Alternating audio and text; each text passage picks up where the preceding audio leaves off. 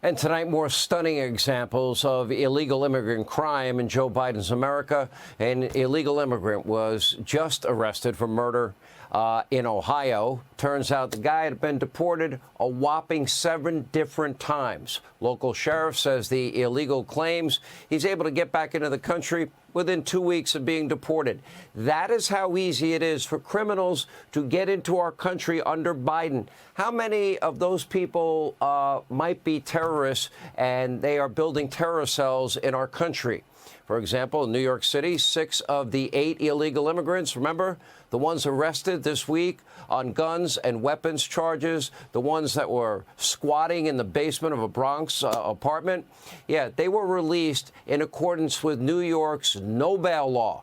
No bail, set free, gun and drug charges among them. As you can see on your screen earlier today, while Fox cameras were rolling, DHS agents, they showed up and arrested 3 of them. 7 of the 8 are now currently in custody. Some are in local jails, some in federal, and that's not all. Probably the rest went to California, the sanctuary state.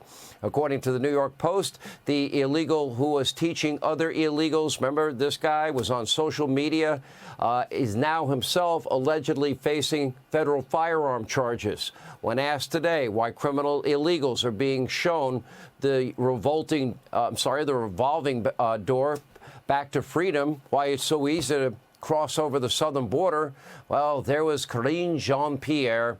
She didn't have much of an answer. What a shock. Take a look. There's this story in New York, an 8-person crew of border crossers found with drugs and guns. 6 of them now are out on bail. Does President Biden think policies like that are making the country safer? So I want to be really careful. That's an active case, so don't want to comment on an active case. But anyone found guilty, and we've been very clear about that, anyone found guilty of a crime should be held accountable. We have been very, very clear about that.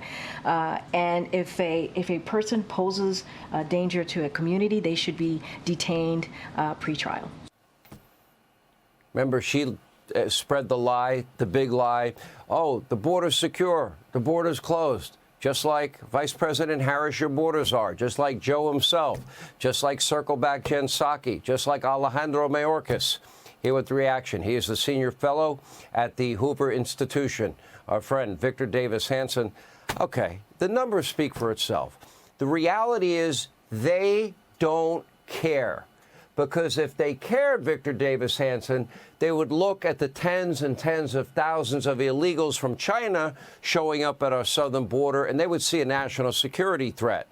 They would say the same thing about people coming from Russia and people coming from Egypt and Afghanistan. Oh, and the #1 state sponsor of terror, Iran, and their satellite state of Syria. But they don't care, do they? I think it's worse than that, Sean. I think they deliberately want them to come.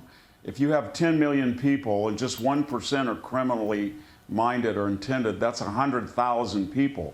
And they know that. And I think they see that's collateral damage.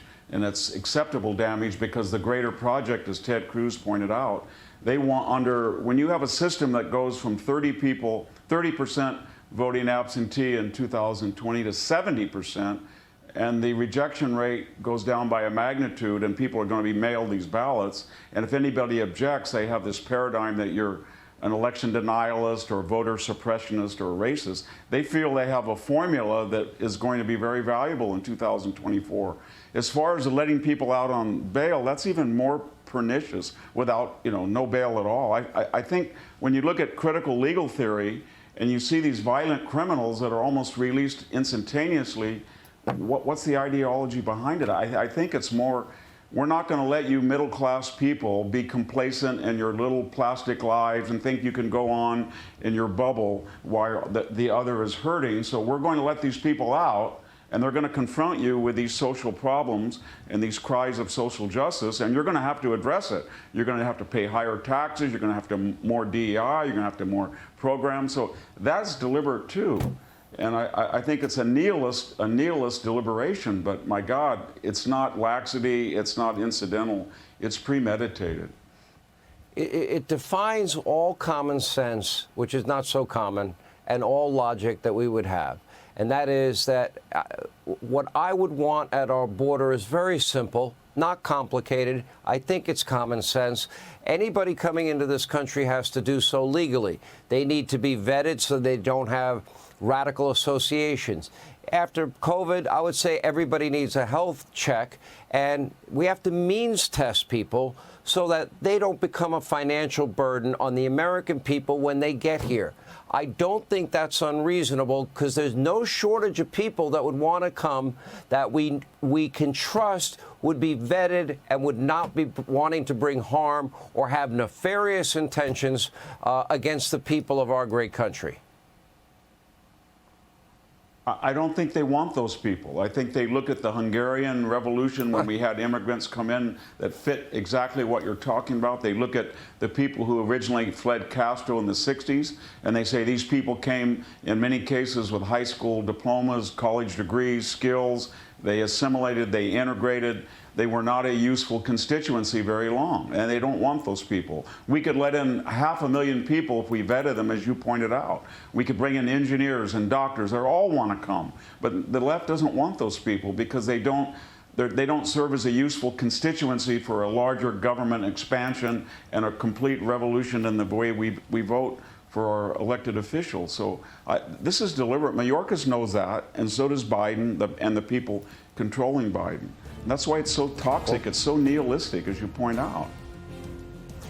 They have blood on their hands. Every illegal immigrant that kills an American, every American that is raped. And if I am right, I pray that I'm wrong. I don't think I am. And there are terror cells, and they attack this country, and another 9/11 or worse happens, they will have all of that blood on their hands. I want every American to understand that people from our top geopolitical foes are allowed in because of Joe's open borders. And they don't seem to give an atom shift at all. Professor, thank you. I hope we're both wrong.